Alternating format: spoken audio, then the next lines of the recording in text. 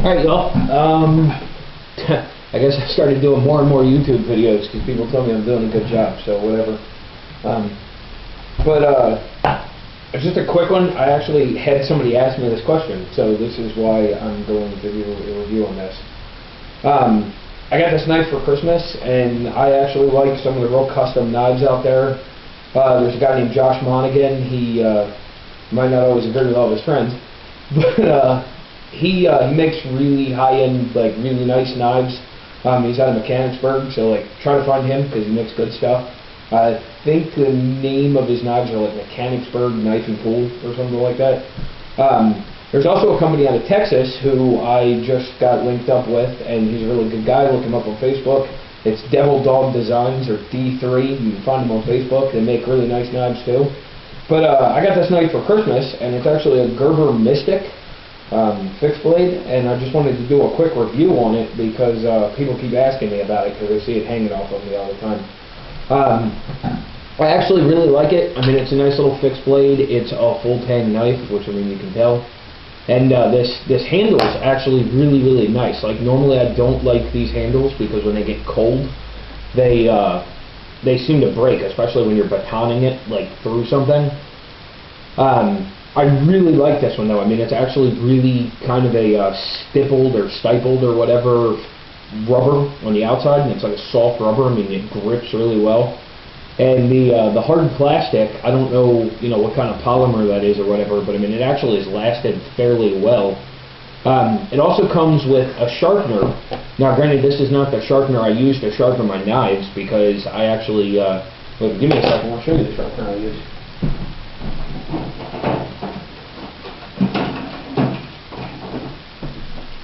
I actually use a Smith's sharpener, and it's got the ceramic rods that you set up on the 45 degrees. It's also got the coarse, and then it has the diamond blade and all that, or the diamond honing stone.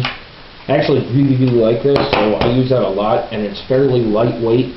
For all my big stuff like axes and my tomahawk and all that, I use a Lansky puck, but that's besides the point.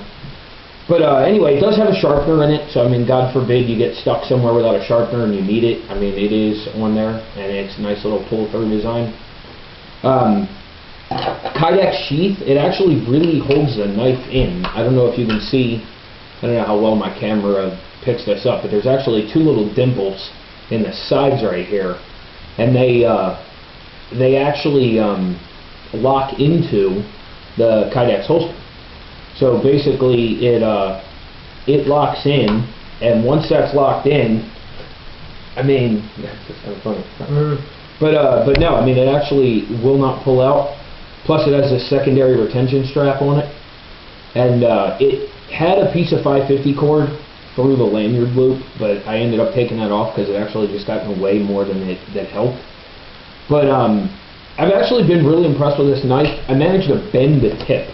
I don't know if you guys saw that, and it's still a little bent. I don't want to ruin the heat treat on the blade, so I tried to knock it back down, but it still goes in the Kydex holster, and it really hasn't bothered anything. But I actually managed to split a tree that was probably about that big around, 3 branches of it that big around that were across a gate that we had to get into down at my buddy's property. And I actually managed to get in there because, for godforsaken reason, he doesn't have a chainsaw in his truck. I managed to get it broken up so that we could actually move it out of the way with this knife, just batoning on the back of it and bucking the log. So that's when I decided that this knife was actually worth the $60. I know it was a Christmas present, but if I remember correctly, I think my wife told me it was like $60, somewhere in there, at Cabela's. And speaking of which, still shop at Cabela's because they do I'm impressed with their whole stance on the Second Amendment thing. The only major complaint I have about this is I'm probably going to have to like re-tap this with a tap and die set. But the holster, or whatnot, the Kydex sheath for it, has this hanger that goes on your belt. Well, the problem is those have screw heads on them, but they're not quite screws. They were kind of like these plastic, rivety things, whatever. I mean, they're hard to describe, but they go down in here. And the problem is this broke off literally the first day I had it, which was kind of disappointing. but they don't really make good sheaths for knives anymore, so you know that's to be expected. But like I said, I've actually been impressed with this one. These rivets that hold the secondary retention strap on, which is rubber or whatever, they've been holding up, but this one broke literally the first day I had it. I caught it on something. I normally carry it on my left hand side just behind my magazines because I carry my handgun on my right. You know, sometimes I also strap this to my backpack. I mean, I've figured out a couple ways to put it in places. I kind of want to get a custom Kydex sheath for like either on my web gear or my, you know, either on my kit or my backpack or whatever, on my ruck. I do a lot of backpacking, so I have a civilian backpack, and this actually clicks to the top of it. But other than that, I've actually been really impressed with this knife.